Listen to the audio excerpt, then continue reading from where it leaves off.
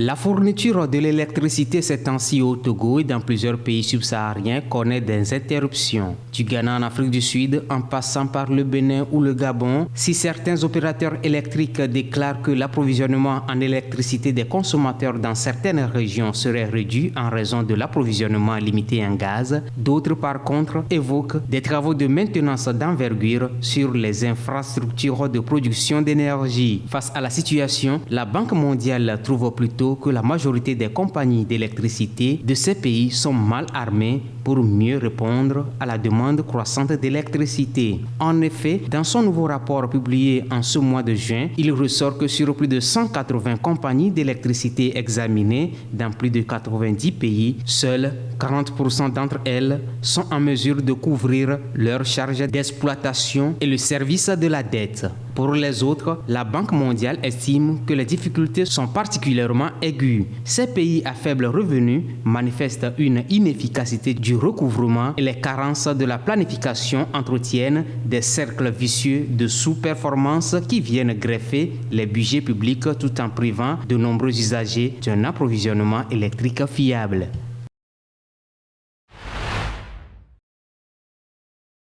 Le Togo, qui n'est pas un pays producteur des drogues illicites, sert quand même de point de passage des produits issus de la drogue. Selon les autorités du pays, les saisies issues du cannabis, de la cocaïne, de la méthamphétamine, entre autres, s'élèvent à plusieurs milliers de kilogrammes chaque année. Ces saisies non seulement constituent un bon indicateur du niveau du point de transit que sert notre pays à ce trafic, mais aussi un baromètre de la consommation locale qui s'est principalement emparée des couches populaires dont une grande proportion de la jeunesse. En ce 26 juin, où la communauté internationale célèbre la journée internationale contre l'abus et le trafic de drogue, il ressort que le problème de la drogue représente un défi à multiples facettes qui touche la vie de milliers de personnes dans le monde. Autour du thème, les preuves sont claires, investissez dans la prévention. Le ministre de la Sécurité, Calixte Batossi Majulba, rappelle la priorité portée sur la prévention qui enregistre des résultats encourageants, surtout en milieu scolaire.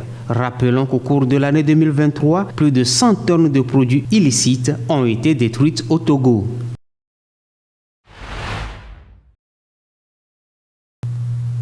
Les conflits internes, les conditions climatiques extrêmes comme les inondations, la raréfaction des ressources alimentaires et la dépréciation monétaire qui font grimper les prix des denrées sont autant de problèmes qui affectent de nombreux pays à travers le monde. Selon un rapport d'alerte précoce conjoint de l'Organisation des Nations Unies pour l'alimentation et l'agriculture FAO et du Programme alimentaire mondial, ces facteurs sont à l'origine de l'insécurité alimentaire mondiale. Le rapport met en lumière la menace persistante de famine dans plusieurs régions, en particulier au Soudan et à Gaza, où les conflits prolongés aggravent les crises alimentaires. En Afrique, le Mali, le Soudan et le Soudan du Sud restent au niveau d'alerte le plus élevé et requièrent l'attention la plus urgente. D'autres pays africains, tels que le Tchad, la République démocratique du Congo, la République centrafricaine, le Mozambique, la Sierra Leone, la Zambie et le Nigeria, sont également en situation critique, confrontés à une insécurité alimentaire aiguë. Pas moins de 18 zones de crise souffront déjà d'une grave insécurité alimentaire pourraient connaître une tempête de la faim sans une aide urgente. Face à cette situation alarmante, le Programme alimentaire mondial souligne l'importance d'une action immédiate pour éviter de nouvelles catastrophes en se référant à la famine de 2011 en Somalie. Les appels à une action humanitaire immédiate et à grande échelle sont lancés pour prévenir d'autres famines et d'autres décès.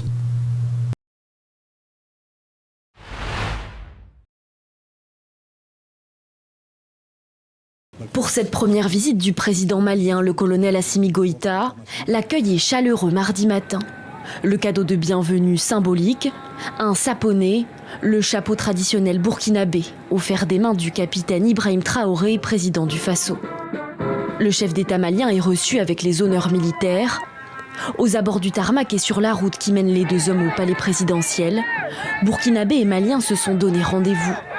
Vuvuzela, pancarte de soutien et enfants en treillis, bérets rouges et équipés de fausses armes à feu. On est venu pour accueillir notre cher président du Mali, lui faire savoir qu'on est là.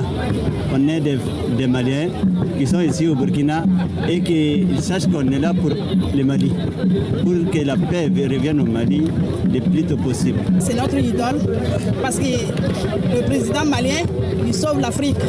Donc on est content de lui, c'est pour ça qu'on est là. Pour cette visite d'amitié et de travail, les deux hommes se sont entretenus en tête-à-tête.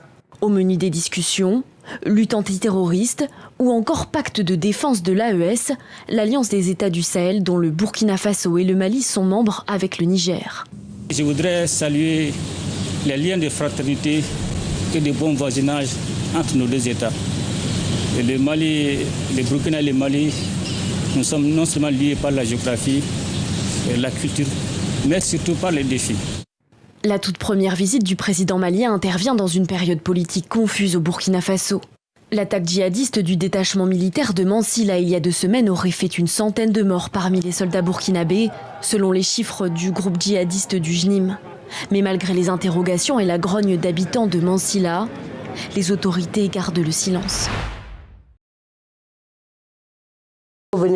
Depuis qu'elle a emménagé en décembre dernier dans ce quartier périphérique du nord-ouest de la capitale, Mam est privée d'électricité 2 fois par jour et peine à avoir de l'eau potable. Désillusionnée, cette mère à la tête d'une famille nombreuse ne compte pas aller voter. Pourtant, ses attentes sont nombreuses. Depuis 2 mois, on n'a pas d'eau. Dans chaque maison tu rentres, ils ont des barils de réserve. Voilà, ils cherchent de l'eau. On attend le changement parce que le quartier, dans notre quartier, les pauvres ici, on ne s'occupe pas d'eux. En attendant que l'eau revienne, elle s'approvisionne tous les jours auprès des vendeurs à charrette de son quartier qui proposent des barriques de 200 litres d'eau. Ils se fournissent à cette bande fontaine obtenue sur demande de la commune et peuvent, selon elle, multiplier le prix de la barrique quand l'eau vient à manquer. Par précaution, elle préfère acheter l'eau qu'elle boit chez les commerçants du coin. Eux aussi se plaignent de coupures d'eau régulières, mais aussi d'électricité. Une lassitude qui se ressent aussi chez ce vendeur de chaussures. Faute d'éclairage, il peine à ouvrir son commerce la nuit pendant l'heure de pointe. Il attend du changement. Il peut avoir 24 heures sans avoir d'électricité. Il n'y a pas d'électricité et tu ne peux pas recevoir un client. On demande le président de résoudre beaucoup de choses.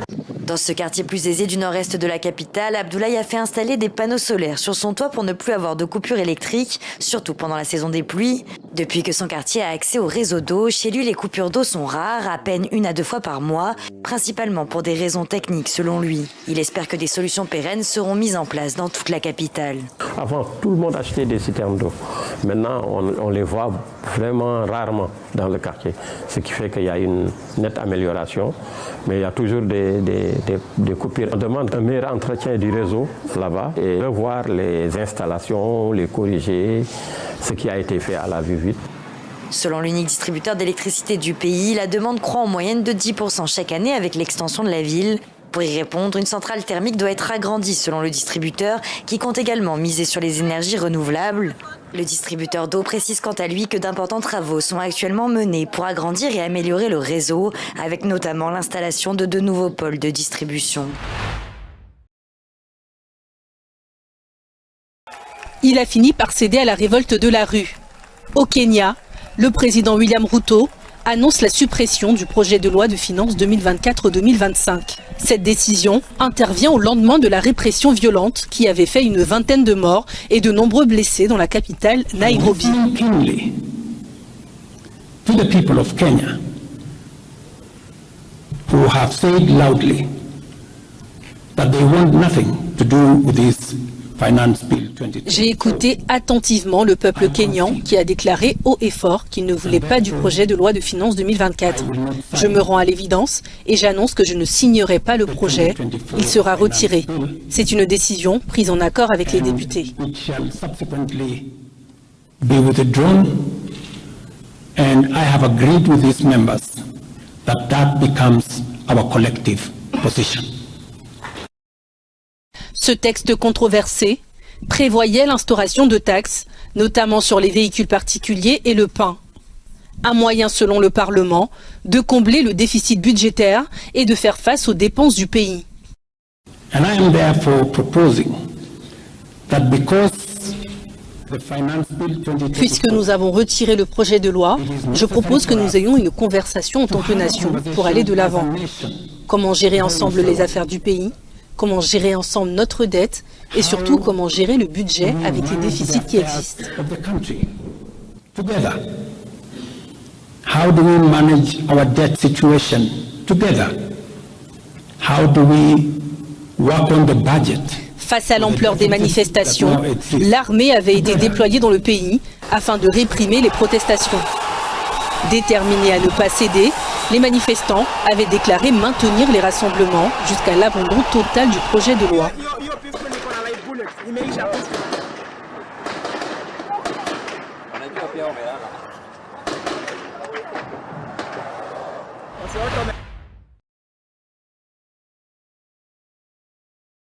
Le Premier ministre d'Haïti a tenu un point de presse mardi à l'arrivée du premier contingent d'officiers de police kenyans à Port-au-Prince. Gary Conille a exprimé son engagement face à l'insécurité dans son pays. Le pays traverse une période très difficile, mais nous nous sommes déjà engagés à résoudre les problèmes. Gary Conille était accompagné de Monica Juma, ancienne ministre kenyane des Affaires étrangères, aujourd'hui conseillère du président William Ruto à la sécurité nationale. Nous sommes donc unis dans notre engagement à soutenir la police nationale haïtienne, à rétablir l'ordre et la sécurité pour construire des ponts entre nos peuples et nos nations. Les Kenyans sont les premiers policiers étrangers à arriver à Haïti pour l'aide à la sécurité sollicitée depuis 2 ans par ce pays et soutenue par l'ONU.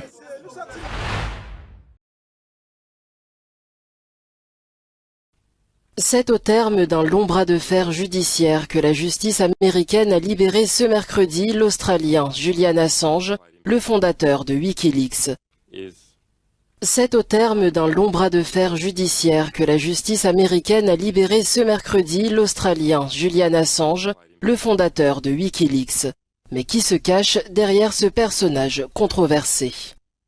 Passionné d'informatique dès son adolescence, Julian Assange a émergé sur la scène de la sécurité informatique dans les années 1990 en tant que hacker.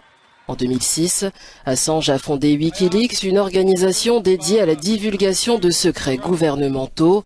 Son travail a culminé en 2010 avec la publication de centaines de milliers de documents classifiés, mettant en lumière les actions controversées des États-Unis en Irak et en Afghanistan. Assange est ainsi devenu une figure polarisante vénérée par certains comme un champion de la transparence gouvernementale, alors que d'autres le considèrent comme un traître qui aurait mis en danger des vies américaines. Il a ensuite été poursuivi pour avoir publié des informations classifiées et a fait face à une extradition aux États-Unis, tandis que des allégations d'agression sexuelle en Suède ont également entouré sa saga. Après avoir violé ses conditions de liberté sous caution au Royaume-Uni, Julian Assange a cherché refuge à l'ambassade équatorienne de Londres en 2012, où il a vécu en exil pendant 7 ans. En 2019, son asile a été révoqué et il a été arrêté par les autorités britanniques. Mercredi, son plaidoyer de culpabilité dans un Commonwealth américain du Pacifique a permis de mettre un terme aux poursuites judiciaires engagées contre lui par la justice américaine, évitant ainsi une incarcération aux États-Unis.